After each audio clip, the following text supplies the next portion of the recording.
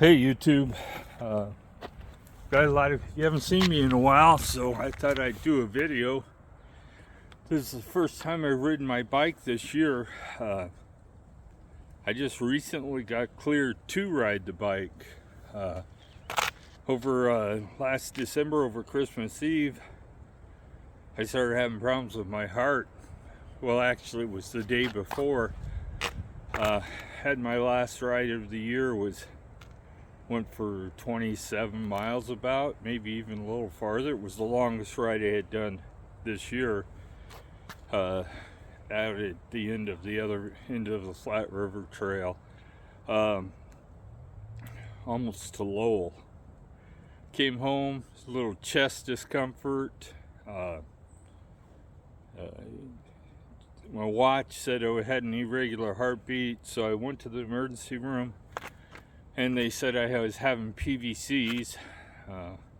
Otherwise my rhythm wasn't normal, but there was nothing that they felt needed treatment, and sent me home and told me to follow up with a cardiologist or my primary care, which is the VA.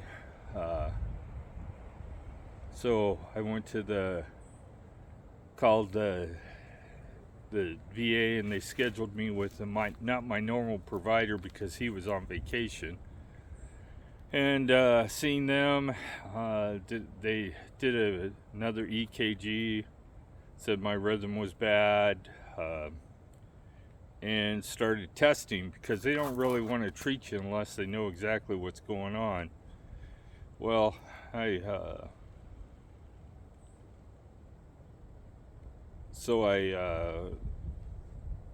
did a bunch of testing. Holter, it's a heart rate monitor that you wear full time for, I wore it for 3 days, but they can make you wear it up to 30 days. I wore it for 3 days, and they said I had a 14% burden, which is a lot of PVCs. They don't want to see it above 7%, so I was double what they wanted to see. So they put me on a medication that didn't seem to do much of anything, but it helped. And then I recently seen a cardiologist, and he said they should have never told me to stop exercising, because exercising is probably the only time during your life that your heart won't throw PVCs. Everybody has PVCs to some degree, and they can range from a couple a day to like me. So they put me on this medication. I went and seen a cardiologist here a couple days ago, and he told me, start exercising again. He upped the dose on my medication and told me to call him in a couple weeks and let him know how it's going. So I did that, and so that for the last 2 days the weather just wasn't bike riding weather. So I got my Trek out, got the tires aired up, and that's about all I needed was air in the tires. Charged the battery up a couple weeks ago, and I'm out 4 miles from the house, and I feel good. I'm going to tell you, there is something still going on in here, but it's not bad. I can live with it if this is all it's going to be if I go out for a ride. But I imagine they're going to raise my medication. There is a surgery they can go in and they can kill there's only a couple of cells that cause this on your heart, and then kill those few cells, and usually it cures. It's like 90% or 80% cure rate for, if at the very least they slow down. They get you where they want you on your burden, your PVC burden. But I did a couple videos this winter. If you didn't look at them, they were testing the batteries. I did not test this battery because it's just not easy to do. You have to have 5-volt reference power just to turn the battery on, and then you could test it, but I just didn't think it was worth the effort. I tested the 3 electric batteries we have, and My 4-year-old XP battery came out at 9.8 volts, 9.8 amps, so it was almost near capacity. It lost it a little bit, but I also like to point out that none of the electric batteries I looked at pulled capacity. All of them were below the rated capacity. Quite a bit below, over a half amp hour. The best one was 10.1 amp hours for a 10.7. So their rating system is kind of like horseshoes, close enough, you know. It is a windy day out here. There's a lot of trees down on the trail that they just cleaned up enough of the trail to get you out so you could ride on it. There's trees, I can see there's trees off the side of the trail that way. There's quite a few down. So I imagine the trail took a pretty big hit this winter for trees down. I haven't talked to the trail manager this year. We're thinking about going to the trail banquet and donating some money. Since we use the trail so much, we should do that. This is all crowd-funded.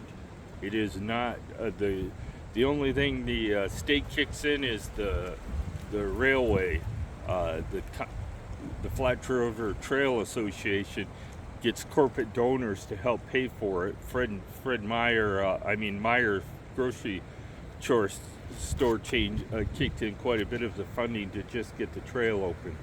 So if you're out on your local trails, there's a good chance that they're not publicly funded. They're funded by me and you. So if you feel the need to ride the trails and you want to improve them, donate some money. Can't hurt. Other than that, what we're going to do with the bikes this year is anybody's guess. We bought a new truck, Maverick Tremor, the off-road edition. It wasn't terribly expensive. If I would have bought another full-size truck, which I wasn't going to do in the first place, it would have been $45,000. Would have been the cheapest thing I could have found, and it wouldn't have had much on it. So I got it for $38,000 something, and it's fully loaded. It'll self-drive. Has all the options, including the sunroof. I got a deal on it. They gave me a veterans discount for it. It's tan colored. It looks like the color of sand. It wouldn't have been my first choice on color, but me and my wife both agreed it was okay. So we bought that. We've got about 3,000 miles on it, and no problems and no issues. 27 miles to the gallon going 75, and about 33 going in the 55 to 60 range. 58 or so, 33 miles a gallon. So we bought it to travel in. We do all our traveling by car. I have flown millions of miles, literally, and I just prefer to drive. When you're in an airplane, you just fly over the scenery rather than seeing it. But we got some traveling to do this summer. We got to go see my family. We haven't been there in a couple of years, so we're planning on doing that. I don't know when, but sometime this summer. I guess I should get on the trail. I stopped just to check and see if I was going to be okay, but I don't really notice much of anything. I have been pretty active on Facebook since I have so much time, but a lot of times I just when people ask questions, unless they're directly directed to me, I just let them go. They can believe what they want to believe, but the truth of the matter is most people are taking advice from people that just got on a bike for the first time in their life since they were little kids, and they're telling people some really bogus crap, but if they want to believe them, there ain't nothing I can do about it. I try to correct them. Some people listen, some don't, but my thing is I only really comment when it's really going to hurt somebody. Safety issues like turning their handlebars around on the electric bikes. You know, the stem so it faces backwards. I have a real problem with that because it's only like an 1/8 inch pin that holds that stem from folding back. And the stem, and it's not really welded, and it isn't engineered to do what they're trying to make it do. So I've seen 3 failures. I've seen one on Facebook recently, but I've seen 3 failures, and all the stems were turned around backwards. You're really putting your life in your own hands when you do stuff like that, modifying bikes that beyond what they were engineered to do is sometimes very dangerous. That's why you don't really see me do much as far as mods on the bikes. I upgrade components maybe, but usually they function exactly like the ones that were on the bike.